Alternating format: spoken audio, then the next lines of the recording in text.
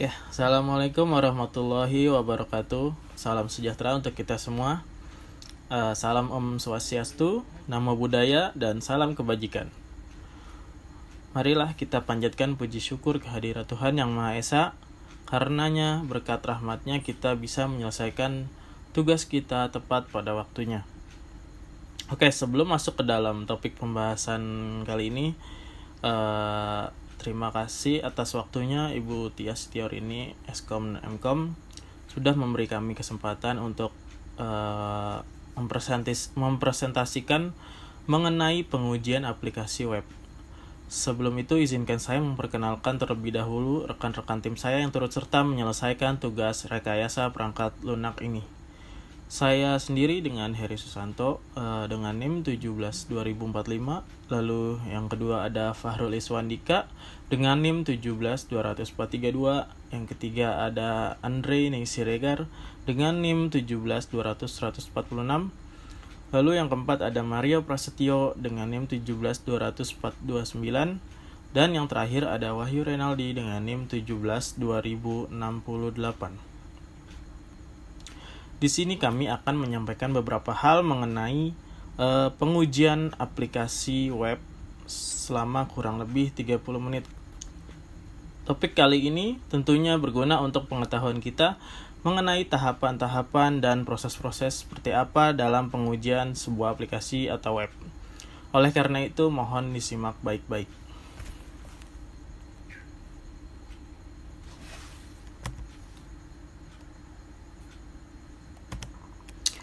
Di sini slide kedua ada pengenalan. Apa sih website itu? Website adalah sebuah kumpulan halaman yang berisi informasi tertentu dan dapat diakses oleh banyak orang melalui internet atau web browser yang dapat diakses dengan menuliskan URL atau alamat website di browser. Program tersebut disimpan pada sebuah web server yang nantinya akan ditampilkan dalam bentuk sebuah situs website. Yang kedua ada aplikasi berbasis web. Aplikasi berbasis web dibangun atau didevelop menggunakan kombinasi skrip sisi server PHP dan ESP untuk menangani penyimpanan dan pengambilan informasi, dan skrip sisi klien JavaScript dan HTML untuk menyajikan informasi kepada pengguna aplikasi web lebih banyak diminati dan lebih mudah diimplementasikan pada berbagai bidang kehidupan. Ada apa saja sih jenis-jenis aplikasi berbasis web? Yaitu yang kami ketahui ada 5 poin. Yang pertama ada web media sosial, yang kedua ada web berbasis sistem informasi, dan yang ketiga ada web jual beli dan bisnis, yang keempat ada web pencarian, dan yang terakhir ada web informasi dan berita. Sebenarnya ada banyak jenis-jenis aplikasi berbasis web, namun tidak bisa kami sebutkan satu persatu karena keterbatasan waktu.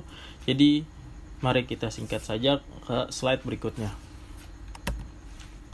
Nah, slide berikutnya ini ada pengertian atau apa itu pengujian app website atau app web. Pengujian aplikasi web adalah serangkaian aktivitas yang tujuannya untuk menemukan kesalahan pada aplikasi sebelum dikirim ke end user. Pengujian ini merupakan salah satu bagian yang paling penting dalam jaminan kualitas aplikasi. Pengujian ini dilakukan untuk menemukan beberapa kesalahan yang disebabkan oleh proses perancangan maupun proses implementasi yang belum benar. Secara sederhana, pengujian app web yaitu memeriksa aplikasi web kita untuk memungkinkan bug sebelum dibuat langsung atau sebelum kode dipindahkan ke lingkungan produksi. Lanjut pada slide berikutnya. Pada poin pertama ada dimensi kualitas.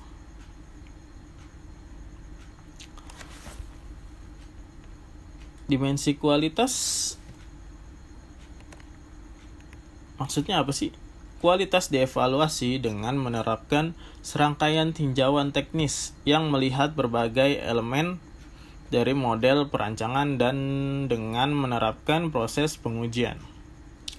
Atribut-atribut di sini sudah disebutkan satu persatu.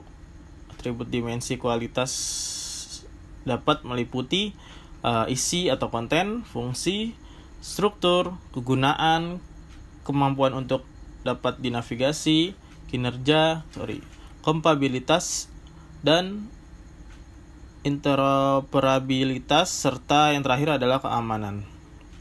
Oke, mari kita bahas satu persatu. Isi atau konten. Isi atau konten dievaluasi di tingkat sintak dan semantik. Pada tingkat sintak, dokumen berbasis teks diuji dalam hal ejaan, tanda baca, dan tata bahasa. Pada tingkat semantik, aspek yang dinilai adalah kebenaran informasi yang disajikan, konsistensi di seluruh objek isi dan objek terkait, serta rendahnya ambiguitas. Lalu yang kedua di sini adalah fungsi. Fungsi ini diuji untuk menemukan kesalahan yang menunjukkan ketidaksesuaian dengan persyaratan klien atau customer kita. Lalu yang poin ketiga ada struktur. Struktur di sini dinilai untuk memastikan bahwa aplikasi web benar-benar menyediakan isi dan fungsi pada aplikasi web. Yang keempat di sini ada kegunaan. Kegunaan itu diuji untuk memastikan bahwa setiap kategori user didukung oleh antarmuka yang user friendly serta menerapkan semua sintak dan semantik navigasi yang diperlukan. Lalu yang kelima ada kemampuan untuk dapat dinavigasi, yaitu diuji untuk memastikan bahwa semua sintak dan semantik navigasi dilakukan untuk menemukan kesalahan seperti link yang salah atau dead link. Lalu poin yang keenam di sini ada kinerja. Kinerja itu diuji di bawah berbagai kondisi operasi, konfigurasi, dan loading. Lalu yang ketujuh ada kompabilitas, yaitu diuji dengan menjalankan aplikasi web dalam berbagai konfigurasi host yang berbeda baik di sisi server maupun klien. Lalu yang poin ke-8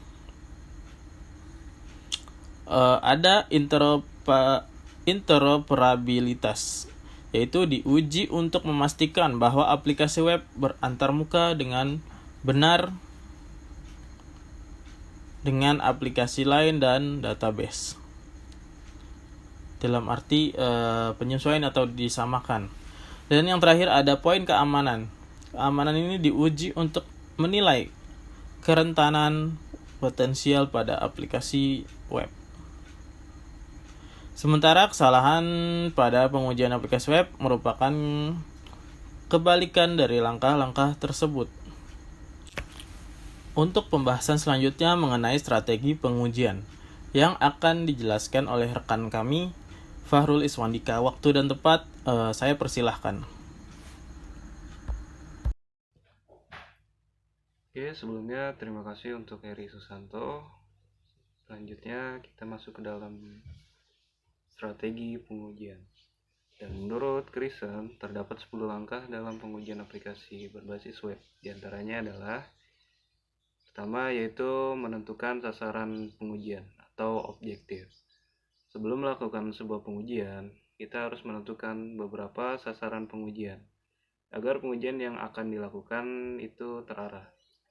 Sehingga seseorang penguji dapat menentukan beberapa prioritas pengujian dalam sebuah pengujian aplikasi. Dan yang kedua yaitu menentukan proses dan pelaporan pengujian. Dengan menentukan proses pengujian dan susunan pelaporan pengujian, maka setiap anggota dalam sebuah tim penguji akan mengerti aliran dari sebuah proses pengujian. Dan yang ketiga yaitu memantau hasil pengujian atau tracking result. Ketika kita sudah memulai sebuah proses pengujian aplikasi, kita akan menemukan beberapa error, bug, defect, dan sebagainya. Dan yang keempat yaitu menentukan area pengujian atau environment test. Menentukan area pengujian di sini diartikan sebagai pembagian wilayah kerja dari sebuah tim. Misalkan sebuah tim penguji dibagi menjadi 3 area, yaitu web server, database server, dan application server. Selanjutnya yaitu pengujian kegunaan aplikasi atau usability testing. Dalam pengujian kegunaan aplikasi ini ada 3 pertanyaan, yaitu yang pertama adalah apakah web application tersebut memiliki desain antarmuka yang konsisten, dan yang kedua seberapa mudahkah navigasi dari web application tersebut, dan yang ketiga apakah feedback yang diberikan web application tersebut sesuai dengan keinginan pengguna. Dan 3 pertanyaan ini harus bisa terjawab setelah melakukan pengujian. Selanjutnya yaitu pengujian unit testing. Unit testing ini merupakan pengujian yang hanya fokus pada beberapa bagian kecil.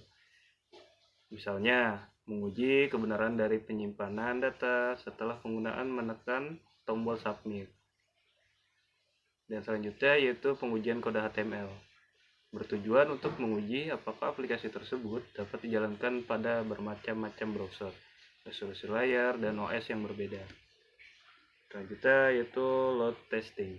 Untuk mengukur seberapa lamakah sebuah web application di-load ke dalam browser milik pengguna. Pada umumnya, sebuah halaman dapat di-load kurang dari 15 detik. Selanjutnya yaitu user acceptance testing. Tim akan mengetahui apakah web application tersebut sudah memiliki fungsi yang sesuai dengan keinginan pengguna atau belum.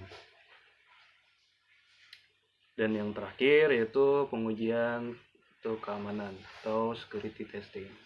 Pada tahap ini merupakan tahap akhir yang penting untuk mengetahui apakah web application tersebut sudah memiliki sistem keamanan yang baik atau belum. Kita juga harus menguji apakah web application tersebut aman terhadap serangan dari dalam maupun luar sistem. Oke, selanjutnya kita masuk ke perencanaan pengujian atau skenario pengujian. Dalam pengujian perencanaan ini biasa disebut sebagai skenario pengujian. Dalam hal ini, kita harus memaksa perangkat lunak tersebut pada titik tertingginya sampai sejauh mana aplikasi itu bisa berjalan. Maka, dari hal tersebut akan terlihat kelemahan-kelemahan dari aplikasi tersebut. Skenario pengujian bisa dilakukan dari unit terkecil sampai yang ke lebih besar. Dan pengujian ini terdiri dari integrasi, validasi, dan sistem. Dan pengujian jauh lebih efektif dilakukan oleh pihak ketiga yang tidak terlibat dalam developer daripada si programmer itu sendiri, karena mereka tahu data ideal apa saja yang masuk ke sistem sementara, dan si end user juga tidak tahu apakah data itu ideal atau bisa saja hanya spam. Dan berikut ini adalah cara mengidentifikasi aplikasi web. Pertama yaitu himpunan tugas-tugas yang diterapkan ketika pengujian dimulai. Yang kedua, produk kerja yang dihasilkan ketika setiap tugas pengujian dijalankan. Dan yang ketiga yaitu cara di mana hasil pengujian dievaluasi, dicatat, dan digunakan kembali saat pengujian regresi dilakukan. Dan selanjutnya kita masuk ke pengujian isi. Seperti yang dijelaskan pada dimensi kualitas, di mana pengujian isi tersebut mengevaluasi sintak dan semantik dari web aplikasi tersebut. Dan tujuan pengujian ini adalah yang pertama untuk mengungkap kesalahan sintak dengan memeriksa ejaan dan tata bahasa otomatis. Dan yang kedua untuk mengungkap kesalahan semantik yang fokus pada informasi pada setiap isi objek. Dan yang ketiga untuk mencari kesalahan dalam pengaturan atau struktur isi dalam susunan dan hubungan yang tepat. Dan berikut adalah contoh penulisan sintak yang salah dapat memberikan semantik yang berbeda.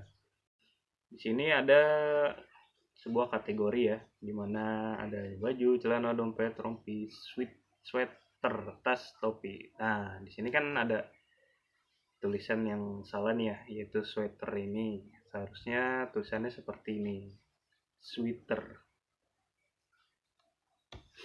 Dan itu saja penjelasan dari saya. Untuk penjelasan selanjutnya mengenai pengujian basis data akan dilanjutkan oleh teman saya, Andrine Siregar. Padanya saya persilakan. Oke, terima kasih Kak Farul untuk waktu dan kesempatannya. Nah, di sini saya akan menjelaskan tentang pengujian basis data pada aplikasi web. Jadi, pengujian basis data merupakan permintaan tes dikirim dengan benar ke database dan output di sisi klien ditampilkan dengan benar. Namun, ada beberapa kesulitan yang dihadapi ketika melakukan pengujian basis data. Di antaranya, permintaan dari klien jarang disajikan dalam bentuk yang dapat dimasukkan ke sistem manajemen basis data. Selanjutnya, basis data dapat berada jauh dari server. Dan yang ketiga, data mentah yang diperoleh dari basis data harus dikirim ke server aplikasi web dan diformat dengan benar. Dan yang keempat, objek isi yang bersifat dinamis atau tidak menetap harus dikirim ke klien dalam bentuk yang dapat ditampilkan pada end user atau si pengguna.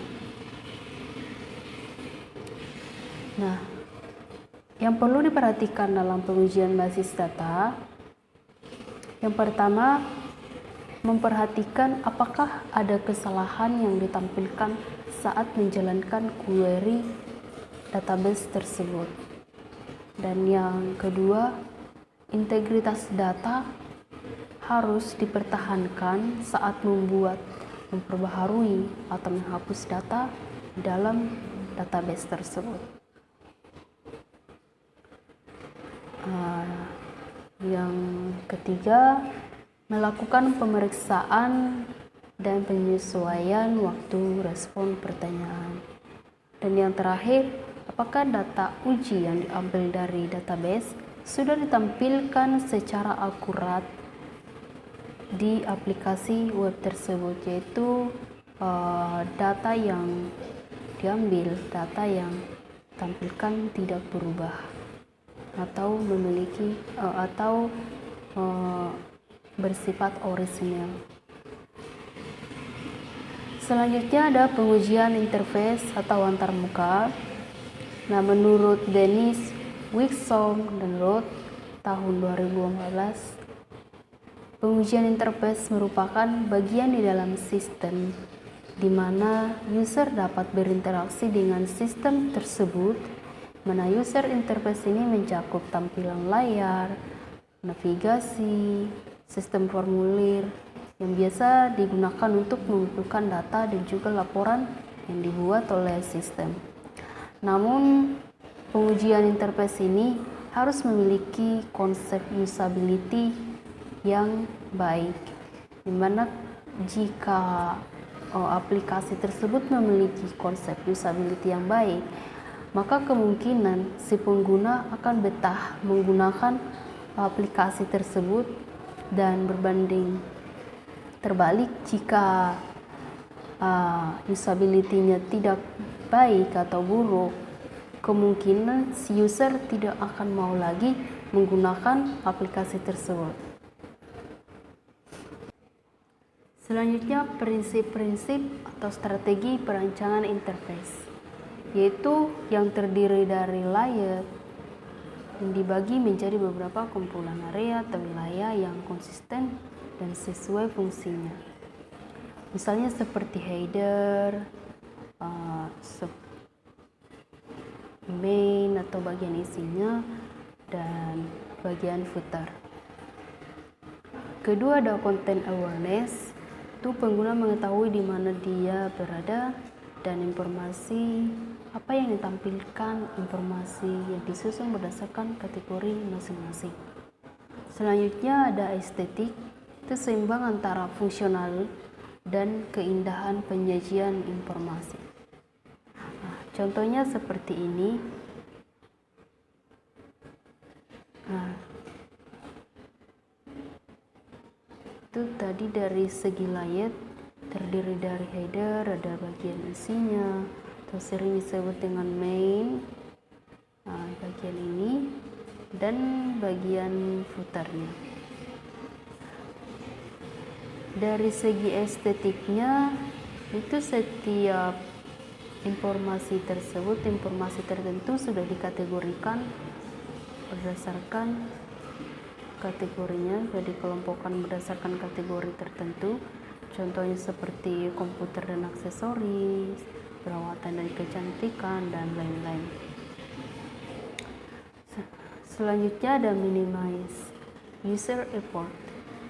Proses untuk menjalankan perintah tertentu harus sederhana. Umumnya setiap perancang UI menyarankan untuk tidak menggunakan klik mouse tidak lebih dari 3 klik. Contohnya seperti ini. Ketika kita klik login, maka secara otomatis dia mengarahkan ke halaman login.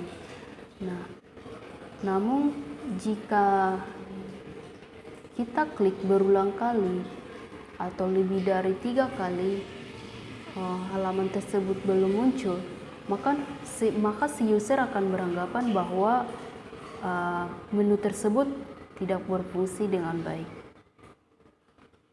Selanjutnya, konsisten pada user interface memudahkan user untuk menebak apa yang kira-kira dilakukan sistem sebelum mereka menjalankan sebuah fungsi. Konsisten pada warna dan desain tombol. Contohnya pada button submit dan delete. Pada umumnya jika button submit biasanya berwarna hijau atau biru, dan begitu juga dengan button delete biasanya berwarna merah.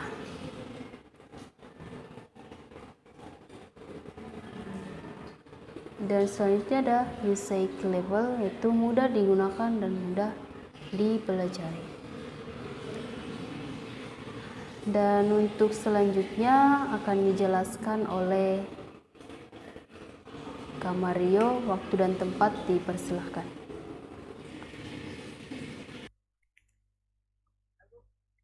Oke, terima kasih atas waktu dan tempatnya Indonesia Regar.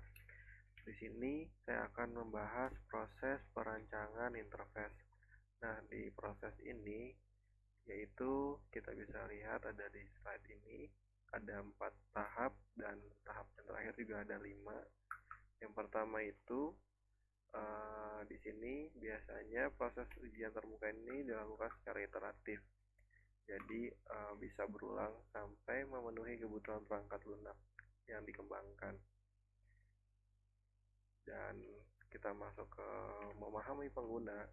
Memahami pengguna di sini itu kita lakukan dikarenakan setiap pengguna memiliki karakteristik atau perilaku yang berbeda dalam menggunakan software tersebut. Yang kedua itu kita membuat susunan interface untuk mendapatkan gambaran apa saja yang harus dibuat untuk perangkat lunak yang kita kembangkan. Yang ketiga itu menentukan standar. Standar di sini merupakan sebuah aturan yang harus dipenuhi dalam setiap user interface yang dibuat. Nah, misalnya itu gunakan icon di sebelah kiri tombol, tidak menggunakan gambar yang panjang atau lebarnya lebih kecil dari 300 pixel. Tata letak untuk setiap halaman website adalah 70% lebarnya untuk isi utama dan 30% lebar untuk sidebar di sebelah kiri. Lalu untuk ada juga ukuran font minimal 12 pixel dan lain-lain. Yang keempat itu kita membuat prototype. Di sini prototype fungsinya untuk menggambarkan fungsi sebenarnya dari UI yang sudah dibuat. Itu mencakup flow atau mencakup prototype-nya itu fidelity prototype atau high fidelity prototype. Maksudnya low fidelity prototype atau high fidelity prototype. Dan yang terakhir itu kita melakukan uji evaluasi. Uji evaluasi itu ada banyak cara dan macam-macamnya. Yang salah satunya itu ada heuristic evaluation. Jadi maksudnya itu evaluasi dengan membandingkan interface yang ada sekarang yang sudah dibuat dengan prinsip-prinsip atau standar yang biasanya digunakan. Itu kita bisa pakai metode checklist gitu, dibandingin antara interface yang sudah dibuat sama interface yang standarnya seperti apa. Kita lanjut. Nah, selanjutnya itu ada pengujian kompatibilitas. Jadi, pengujian kompatibilitas sendiri merupakan sebuah pengujian terhadap aplikasi yang akan digunakan dengan menguji kompatibilitas terhadap sistem-sistem yang akan berjalan terhadap aplikasi tersebut. Tujuannya apa? Tujuan yang pertama, apakah aplikasi bisa digunakan di berbagai browser? Jadi, untuk menguji dari sisi server atau sisi versi HTML. Yang kedua, apakah gambar yang ditampilkan sesuai atau tidak. Yang ketiga, itu kita menguji dari segi font. Yang keempat itu pengujian animasi GIF. Lalu selanjutnya kita melakukan pengujian sintaks navigasi. Jadi maksudnya itu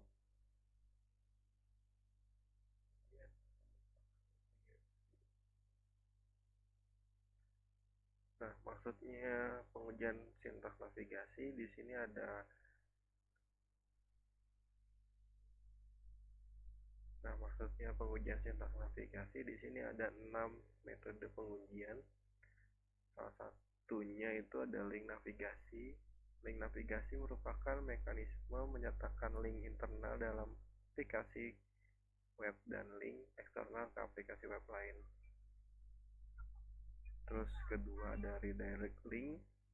Redirect link beraksi saat user meminta URL yang tidak ada atau memilih sebuah link yang isinya telah dihapus atau namanya telah berubah. Yang ketiga itu ada bookmark. Bookmark itu memastikan bahwa judul halaman yang berarti dapat diekstraksi saat bookmark dibuat. Yang keempat ada frame dan frameset. Frameset berisi beberapa frame dan memungkinkan untuk menampilkan beberapa halaman web secara bersamaan. Yang kelima ada sitemap. Sitemap berisi daftar isi lengkap pada semua halaman web. Setiap entry harus diuji untuk memastikan bahwa link membawa user membaca isi atau fungsionalitas yang tepat. Dan yang terakhir ada search engine. Itu merupakan internal dari user untuk mengetikkan kata kunci, menemukan isi yang diperlukan.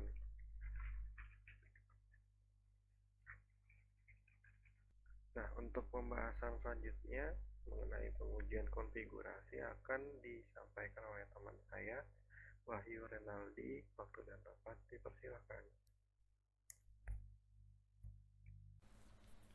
Baik, terima kasih Kak Mario untuk waktu dan kesempatannya. Di sini saya akan menjelaskan tentang pengujian konfigurasi dalam metode pengujian aplikasi web. Nah, pengujian konfigurasi merupakan semua bagian yang tercakup dalam susunan piranti keras ataupun piranti lunak yang dijalankan dalam sistem operasi untuk menyelesaikan berbagai macam keperluan. Dalam pengujian konfigurasi ini kita akan mentes beberapa masalah yang biasa terjadi dalam aspek tertentu. Misalkan sini ada masalah pada klien dan masalah pada server. Biasanya masalah pada klien ini terkendala dari hardwarenya, dari perangkat kerasnya, sistem operasi OS atau softwarenya, browser dalam sistem aplikasi webnya, komponen interface yaitu UI atau tampilannya, plugin bisa terjadi dalam codingannya, dan konektivitas entah itu jaringan wireless ataupun dalam jaringan wired. Selain masalah pada klien, di sini kita juga akan menghadapi beberapa pengetesan masalah pada server, yang dimana aplikasi web sepenuhnya kompatibel harus pada server OS, apapun server yang mau itu Windows ataupun Linux. Bekas sistem dan direktori ataupun data terkait dibuat dengan benar saat aplikasi web dioperasikan. Jadi tidak boleh ada direktori ataupun berkas yang tidak bisa dijalankan atau dibuka pada aplikasi atau sistem web tersebut. Keamanan sistem mengizinkan aplikasi web untuk berjalan dan melayani user tanpa gangguan ataupun penurunan dari performa atau kinerjanya. Yang dimana keamanan itu harus tetap bisa berjalan dengan lancar dan diizinkan oleh aplikasi web, serta bisa mengoptimalkan fiturnya saat kita sedang menggunakannya. Aplikasi web ini terintegrasi secara tepat dengan perangkat lunak basis data. Harus dipastikan aplikasi web tersebut kompatibel terhadap semua perangkat lunak, termasuk perangkat lunak komersial yang biasa kita gunakan seperti Windows, iOS ataupun Linux sekalipun. Script aplikasi web sisi server mengeksekusi dengan benar. Jadi tidak ada codingnya yang salah ataupun ada yang error ataupun debugging dari sisi scriptnya. Dan jika proxy server yang digunakan, apakah perbedaan konfigurasi telah diberi? Oke. Yang terakhir adalah jika proses server yang digunakan, apakah perbedaan konfigurasi telah diatasi melalui pengujian. Nah, pastikan semua yang sudah kita lakukan tadi sudah terakomodir atau mungkin terbackup dari sisi pengujiannya. Nah, pastikan semuanya itu sudah aman dari tahap pengujian tadi. Oke. Pengujian keamanan penetration testing merupakan suatu teknik untuk mencoba ataupun menguji keamanan yang dimiliki oleh suatu sistem jaringan komputer dan diharuskan kita menemukan celah keamanannya yang kemudian kita akan melaporkan kepada organisasi, founder ataupun instansi terkait yang melakukan penetration testing tersebut. Nah, dalam penetration testing biasanya ada 3 metode yang kita gunakan, yaitu ada black box, gray box, dan white box. Black box ini biasanya digunakan untuk mencari celah dari fungsionalitasnya, yang dimana kita biasa menggunakan ini dalam fitur flow atau performanya, dimana jika ada kesalahan ini akan masuk ke dalam faktor black boxnya.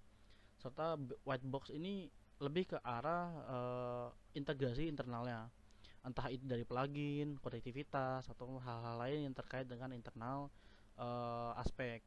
Nah, gray box ini sendiri dan gray box yang terakhir ada gray box. Gray box itu adalah gabungan dari metode testing, yaitu dari black box dan white box, dimana kita menerapkan fitur pencarian testing dari sisi fungsionalitas dan fungsi aspek internalnya. Nah, setelah kita menerapkan beberapa fitur testing, di sini kita akan mencari hal-hal yang akan diuji dari beberapa hal tersebut. Misal dari sisi aspeknya, di sini ada web application, ada networknya, ada client side mobile application, social engineering testing, physical penetration testing, dan wireless. Dan implementasi yang biasa kita gunakan dalam pengujian ini lebih ke arah keamanan, dimana itu firewall. Firewall adalah pembatas antar jaringan authentication untuk validasi terhadap user credential. Dan yang paling biasa kita gunakan adalah encryption.